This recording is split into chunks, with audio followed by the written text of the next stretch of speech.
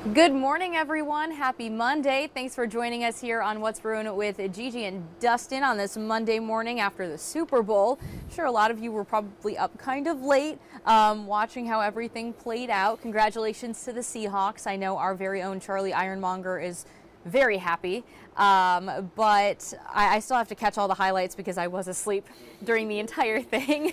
But just another chilly Monday morning out here. It is. This is the last of the bitter cold we're going to have for a while. It looks like we're going to finally break out of this stubborn pattern we've been in for some time now and warm up to some nicer temperatures that are manageable to be out there. You can get rid of the heavy coats. Probably get the dry cleaner, to be honest with you. Everything you've had over the last course of the week, we'll get those all washed up. So a little spring fever kind of coming in our way tomorrow. Yeah, absolutely. And this is something that we've all been waiting for. I know you mentioned on the morning show today that we haven't seen even a normal baseline of our, what we usually see this time of year. We've been below average every single day for the month of February, and that trickled back into the January as well. So nice to finally see that we'll be getting to those normal temperatures, even if it's just for a few days. I think we're all going to be very happy to be experiencing that. I know. Like I said, it's been since that right around Martin Luther King Day. Yeah. That was kind of the last time we were like seasonably near average, and then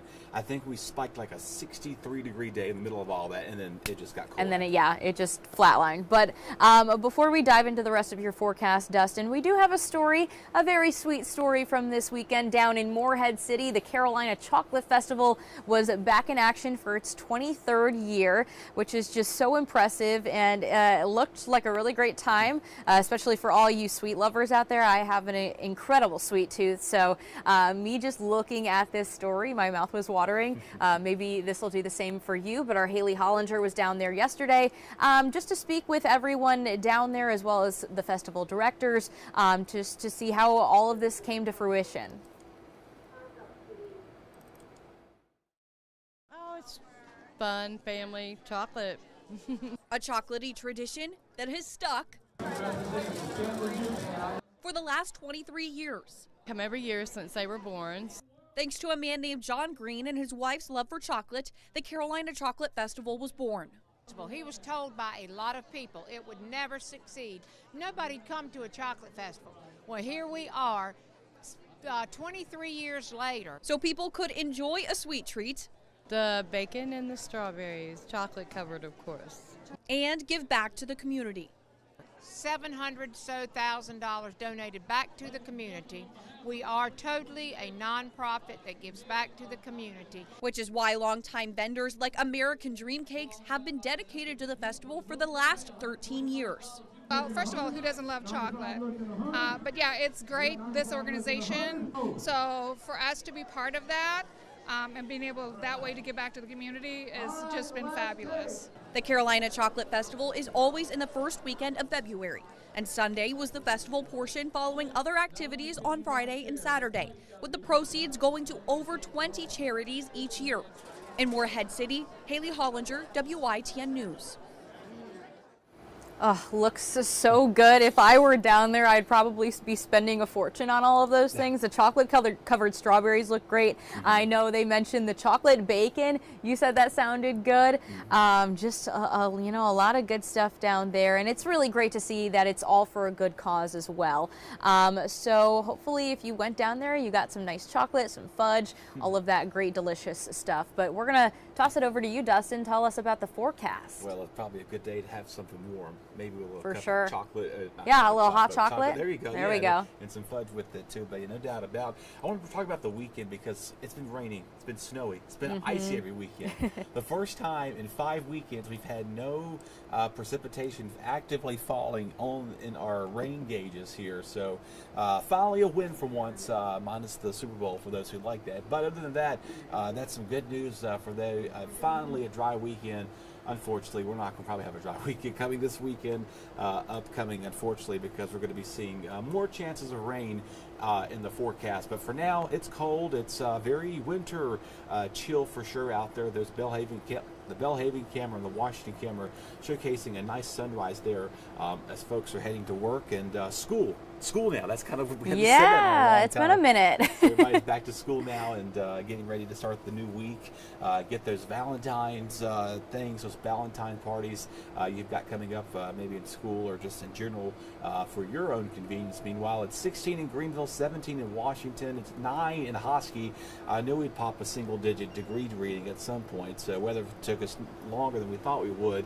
With the wind chill, feels like 3 in Elizabeth City, 9 in Hosky, feels like it's 11 in Kinston and Swanport or in New Bern, feels like it's 16 here and 10 in Roanoke Rapids.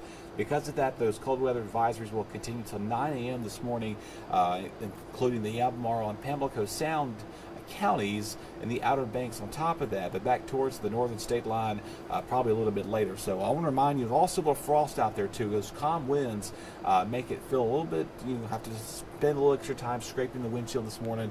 I know we feel like we haven't done that in so long because it's been so windy every day, and then we have the snow on top of everything. So definitely keep that in mind as you're getting ready to head out the door this morning. But overall, though, we're quiet here across much of eastern Carolina. Really not much to complain about. Just as clear as it can be. Makes our jobs easy. We love to come in and forecast the most quietest and easiest weather for your convenience, even though it is chilly outside or cold or just bitter chill, to say the least. Little rain outside of Georgia, South Carolina, Mississippi, Alabama down there, which, by the way, those schools are finally getting back today after almost 3 weeks ago with a crippling ice storm that pretty much took down most of the power lines down that direction. So that's what they dealt with for that. But for now, most of us, again, are going to be seeing a little wintry weather out west. That's not coming our way anytime soon. So if you want to go skiing, that might be the place to go, which, by the way, they've been in a snow drought for a few weeks. Yeah, I actually have a friend who lives out in Utah, and right around the weekend that we got our snow, she was saying that it's been, I mean, she's been trying to go skiing and they haven't really seen a whole ton of snow falling from the sky. And I was like, well, you take ours. We are happy to give it away to you. Yeah, they're happy. They're going to be getting, I think, up to a foot of snow by the end of the week. So okay. Some good skiing weather they can get out there, take advantage of. Even our mountains this week could pick up a little snowfall too. But for now, temperatures this afternoon, we're going to get it to the upper 30s and low 40s all the way around the board. Those cold weather mornings continue. One more go around, but not as cold as it is this morning. We're going to be closer to the freezing mark and mid-30s out there for Tuesday morning, so it's going to feel a little nicer compared to what we dealt with this morning. Getting up in the 50s and low 60s out there, so a very nice change in temperatures here, and really nothing that's going to be hindering you from getting outdoors. No rain expected. Even some overnight lows. Tuesday night and Wednesday morning could just be in the 50s, so it's going to might be a nice balmy start out the door Wednesday morning for some of you. I'm sure a lot of you are looking forward to that. Now here's the winds. They're going to start to come out of the south as we go towards tonight and tomorrow and Wednesday, which is going to allow us to see that warm air in our favor for a lot of our area here, and staying out that west-southwest direction as we go towards Tuesday night and Wednesday morning. So a little breezy occasionally, but not as cold though, because temperatures will be in the 50s and 40s there. So a little change in those feels like temperatures. Now again, we could see a chance of rain coming in Wednesday morning for some coastal spots. You kind of see it's just very stagnant and spotty out there. So not everybody will see rain, but if you do see rain, it'll last excuse me, for a little bit too, and then we're clearing out by the end of the day.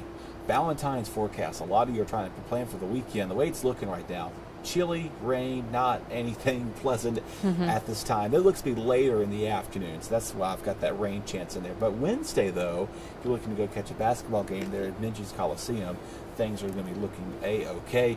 40s today, low to mid 60s for Tuesday and Wednesday. Again, a small chance of rain there late in the morning, but that's really not all. I mean, that's probably all there will be out of that little system.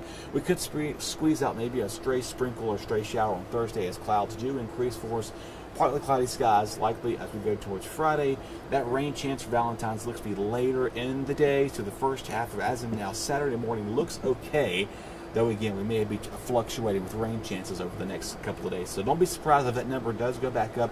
I took it down this morning because models were not showing a lot of rainfall for Saturday. It wasn't until late in the day, and Sunday right now looks to be a complete washout. Though it's warm. No snow as of yet. Okay. We don't see any. So we'll have to carefully examine how that plays out. All right, but the big story, I would say, especially for us, all of us here in eastern North Carolina who have just been sick of this winter weather, these 60s are coming. They're coming tomorrow. They're coming Wednesday, which is just something that we've been all really wishing for. So we finally are able to take advantage of that. If you need to do anything outside, looks like tomorrow is your day to do it. I know you mentioned a few showers in the morning Wednesday, but nothing that, you know, to write home about, anything of too much of a concern.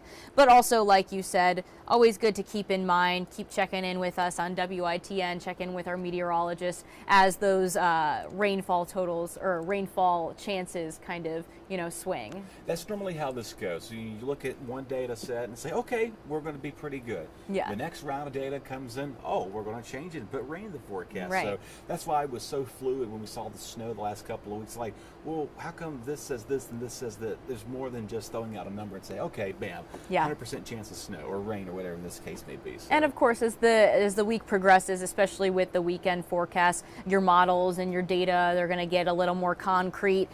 So right now, it's good to know that this could be a possibility. But you know, as the week goes on, just keep in mind if you want to do any, you know, if you're planning your Valentine's Day plans, just know that there is a possibility for some weather that's not going to be, you know, the most wonderful for the day, but that's okay.